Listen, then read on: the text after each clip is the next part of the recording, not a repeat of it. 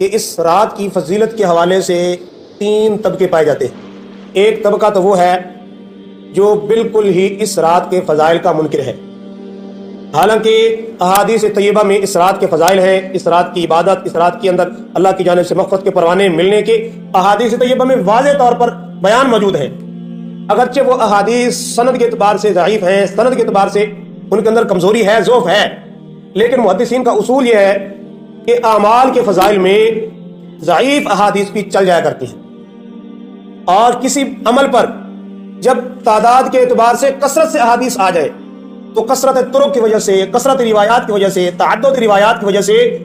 ان احادیث اگرچہ سند کے اعتبار سے ضعیف ہوں، کثرت طرق کی وجہ سے وہ احادیث حسن لغیرہ ہی ہو جاتی ہیں اور ان کا ضعف ختم ہو جاتا ہے۔ اور ایک طبقہ وہ ہے جس کا موقف اس رات کے حوالے سے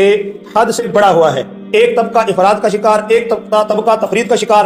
ایک طبقے نے اس قدر حد کراز کی کہ اس رات کے اندر جو فضائل ہیں عبادات کے، مغفرت کے، ان ساری چیزوں کا انکار کر دیا، بالکلیہ انکار کر دیا کہ اس رات میں کوئی بھی عبادت ثابت نہیں ہے۔ یہ طبقہ حد سے بڑھ گیا۔ اور ایک طبقہ وہ ہے جو حد سے نیچے گزر گیا، جتنا اس رات کی عبادات، اس رات کے فضائل جتنی جس اعتبار سے ثابت ہیں اتنا ہی ہمیں کرنے کی اجازت ہے۔ اگر ایسی راتوں میں یا ایسے موقعوں پہ یا عام موقعوں پہ اپنی طرف سے ہم چیزیں گھڑنا شروع کر دیں، اپنی طرف سے یہ فضائل بیان کرنا شروع کر دیں جو نہ قرآن میں موجود ہوں، نہ اللہ کے نبی صلی اللہ علیہ وسلم کے فرمان میں موجود ہوں، اپنی طرف سے یہ چیزیں بڑھانا شروع کر دیں تو یہ بھی حد سے تجاوز ہے۔ بالکل انکار کرنا بھی حد سے تجاوز، اور بالکل حد سے بڑھ جانا، جتنا ثبوت ہے اس سے آگے نکل جانا، یہ بھی حد سے بڑھنا ہے اور حد سے تجاوز ہے۔ اس لیے اعتدال والا راستہ، میانہ روی والا راستہ، اعتدال والا موقف یہ ہے کہ جتنا احادیث طیبہ میں ثابت ہے اتنا عمل کر لیا جائے، اس سے حد سے بڑھا نہ جائے۔ لیکن اس رات میں کوئی خاص عمل ثابت نہیں ہے کہ اگر کوئی خاص طریقے سے نفلوں کی جماعت شروع کر دیں۔ جتنا ثابت ہے حدیث میں نوافل پڑھنا اور صلاۃ و تسبیح کا اہتمام کرنا، ذکر و تلاوت کرنا، درود پاک کی کثرت کرنا، استغفار کرنا، تو اس رات میں یہ کام ثابت ہے۔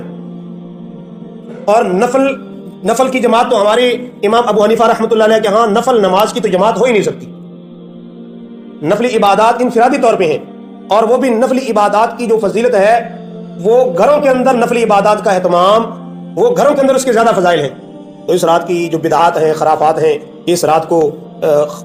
خاص قسم کے کپڑے پہنے جائیں، خاص قسم کا کوئی کھانا تیار کیا جائے، خاص قسم کے مشروبات تقسیم کیے جائیں اور پٹاخے پھوڑے جائیں اور کیا کیا خرافات، ان خرافات کی شریعت میں کوئی بھی گنجائش نہیں ہے۔ ہاں اتنا ثابت ہے کہ یہ رات عبادت کی رات ہے، اس کے فضائل ہیں، مغفرت، اللہ کی جانب سے مغفرت کے اعلان ہو رہے ہیں۔ جتنے احادیث طیبہ میں ثابت ہے اتنے ہی پر عمل کیا جائے۔ اگر اپنی طرف سے کچھ چیزیں اس کے اندر داخل کر دیں یا اس کو عید کا نام دے دیں یا پتہ نہیں کیا کیا اس کو عنوان دینا شروع کر دیں تو وہ حد سے بڑھنا شمار کیا جائے گا، اور شریعت کی جو حدود ہیں، شریعت کی جو کھینچی ہوئی لائن ہے، اس لائن سے ہم آگے بڑھنے والے بن جائیں گے۔